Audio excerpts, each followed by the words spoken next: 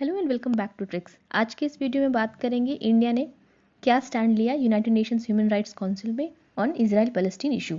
तो आज एक रिजोल्यूशन लाया गया था by Organisation of Islamic Cooperation and Palestinian delegation to set up an inquiry commission, जो कि अभी जो कॉन्फ्लिक्ट हुए हैं गाजा में उसमें human rights violations Palestinian occupied territory में, ईस्ट जेरूसलम में और इजराइल में उसको इन्वेस्टिगेट करने के लिए एक इंक्वायरी कमीशन के सेटअप के लिए इंडिया ने इसमें एब्सटेन किया है। एब्सटेन का मतलब है डिड नॉट वोट, ना फेवर में वोट किया ना उसके अगेंस्ट वोट किया। टोटल 24 कंट्रीज ने फेवर में वोट किया, 9 ने इसका विरोध किया और 14 एब्सटेन्ड इंक्लूडिंग इंडिया। 47 मेंबर्स हैं ह्यूमन राइट्स काउंसिल में। ये रिजोल्यूशन जो है वो सेट करता है एक open ended international investigation. Geneva में अडॉप्ट किया गया, जेनेवा स्विट्जरलैंड में है। यहाँ पे ह्यूमन राइट्स काउंसिल का हेडक्वार्टर है। इंडिया शिफ्टिंग पोजीशन, क्या शिफ्ट हुआ है? जब कॉन्फ्लिक्ट ऑनगोइंग था बिटवीन इजराइल एंड हमास, उस समय यूनाइटेड नेशन सिक्योरिटी काउंसिल में इंडिया ने स्ट्रांगली एक स्टेटमेंट दिया था कि इंडिया स्ट्रांगली सपोर्ट करता है पैलेस्टीनियन के जस्ट कॉज को और इजराइल के वायलेंस को उसने कंडेम किया था। लेकिन यहाँ पे जब यूएनएचआरसी में स्टेटमेंट देने की बारी आई तो ये फ्रेज ही ड्रॉप कर दिया कि that India strongly supports the just Palestinian cause. इसको ड्रॉप करके सिंपली ये कहा है कि India believes in two state solution और वो चाहता है कि दोनों कंट्री साथ मिल करके आए और बातचीत से सॉल्यूशन निकाले ताकि long lasting peace, enduring peace establish हो सके।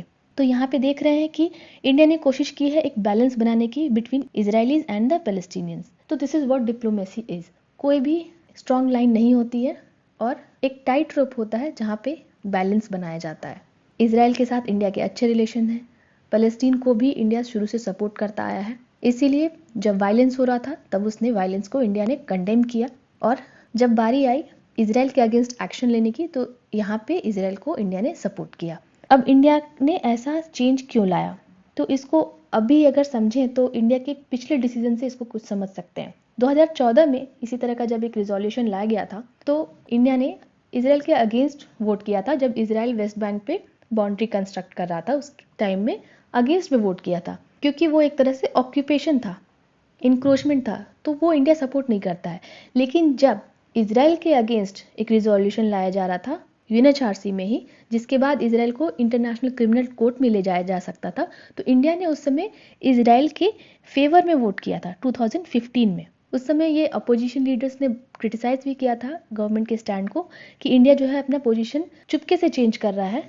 लेकिन उस समय गवर्नमेंट का ये स्टैंड था कि ये जो आईसीसी ले जाने की बात है वो एक तरह से इंट्रूसिव डिसीजन है। इसीलिए इंडिया ने सीरिया में भी जो रिजोल्यूशन आया सीरिया के अगेंस्ट उसमें भी वोट नहीं किया था और इवन नॉर्थ कोरिया के टाइम में भी एब्सटेन किया था। यानी कि इजराइल के टाइम में भी 2015 में एब्सटेन किया था, सीरिया के टाइम में भी और नॉर्थ कोरिया के टाइम में भी।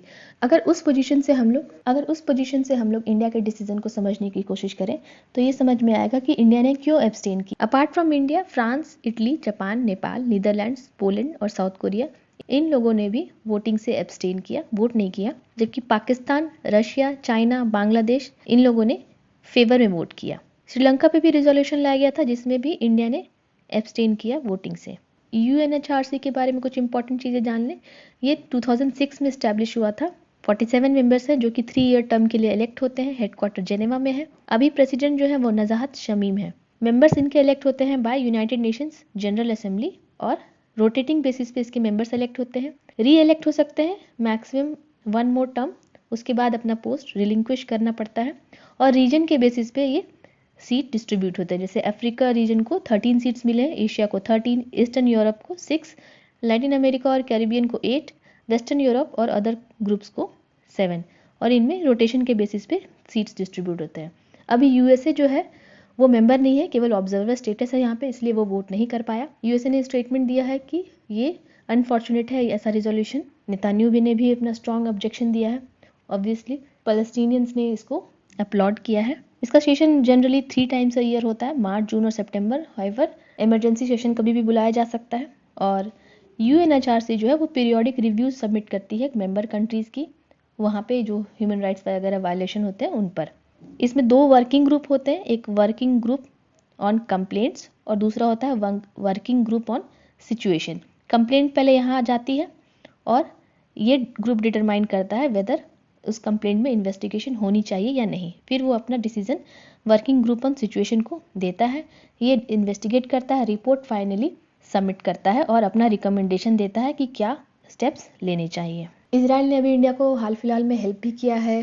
जो चाइनीज़ एक्टिविटी शुरू हो गई है लद्दाख के पास, तो इजराइल अपने ड्रोन देगा, हेरॉन टीपी ड्रोन। तो देख सकते हैं कि इजराइल और इंडिया के साथ जो डिफेंस रिलेशन है वो वैसे ही बरकरार है। तो हम लोग देख सकते हैं कि इंडिया इजराइल का जो डिफेंस रिलेशन है वो स्ट्रांग है और इंटरनेशनल लेवल पे जो चीज़ें चल रही हैं उससे हमारे रिलेशंस पे खास फर्क नहीं पड़ा है। देखते हैं क्या एक्सप्लेनेशन आता है आगे, इस पे मैं फिर से वीडियो बनाऊंगी। आज के वीडियो में इतना ही। Thanks for watching, have a nice day.